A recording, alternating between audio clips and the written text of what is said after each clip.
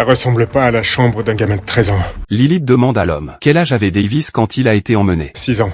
Alors pour l'alerte enlèvement, vous devriez spécifier un homme voyageant avec 2 enfants mineurs, un garçon de 13 ans et un autre probablement de 6. La police contacte ensuite l'école. Ils découvrent que Davis n'est jamais allé en cours. Plus important encore, ils pensent avoir identifié une deuxième victime. 3 jours plus tôt, un garçon de 6 ans a disparu dans la région de Dana. En apprenant la nouvelle, Lilith ordonne immédiatement d'agir. Tous les policiers commencent les recherches. Des dizaines d'agents se déploient rapidement dans les rues. Lilith refuse de croire que le suspect est déjà loin. Selon elle, il a simplement quitté son logement dans la précipitation parce que les vêtements dans l'armoire n'ont pas été fouillés et que les médicaments dans la cuisine sont toujours à leur place. Ces détails montrent que l'homme est parti très vite. Il ne ressemble pas à quelqu'un qui préparait une longue fuite. Peu après, le centre d'appel reçoit encore un appel de Davis. Davis explique qu'il ne sait pas où il est. Il s'est perdu dans une gare. Il veut contacter la policière Lilith, mais il n'arrive plus à se souvenir de son nom ni de son numéro. Il veut seulement lui dire la vérité. Pendant ce temps, la police commence à localiser sa position. Mais le garçon sait seulement qu'il a probablement pris le mauvais train. À l'origine, il devait aller à Dana Point. Mais maintenant il ne sait plus où aller. Ce qui lui fait encore plus peur, c'est que cet homme s'est toujours fait passer pour son père. Pendant toutes ces années, le garçon n'a jamais osé se rebeller. Il avait peur de révéler sa position. Et surtout peur d'être ramené auprès de lui. Peu après, Anna contacte Lilith. En apprenant la nouvelle, Anna est complètement choquée. Parce qu'elle aussi cherchait ce garçon disparu. Elle aide alors immédiatement la police à établir la communication. Après avoir découvert toute la vérité, Lilith demande aussitôt où se trouve l'homme. Le garçon explique aux policiers qu'ils se sont enfuis pendant qu'il dormait. Au départ, il voulait seulement ramener Noah à la maison. À ce moment-là, une alarme stridente retentit soudain au téléphone. Je mens.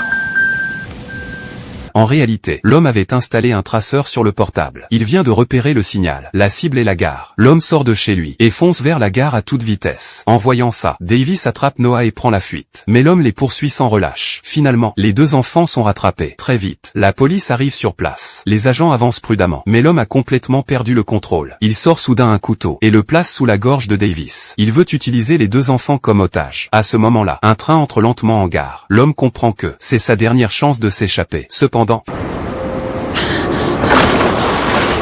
Terminus! C'est fini pour vous! Finalement, les 2 enfants sont sauvés sains et saufs. Ce n'est qu'à cet instant que Davis découvre la vérité. L'homme qu'il appelait « papa » depuis 12 ans n'était pas son vrai père.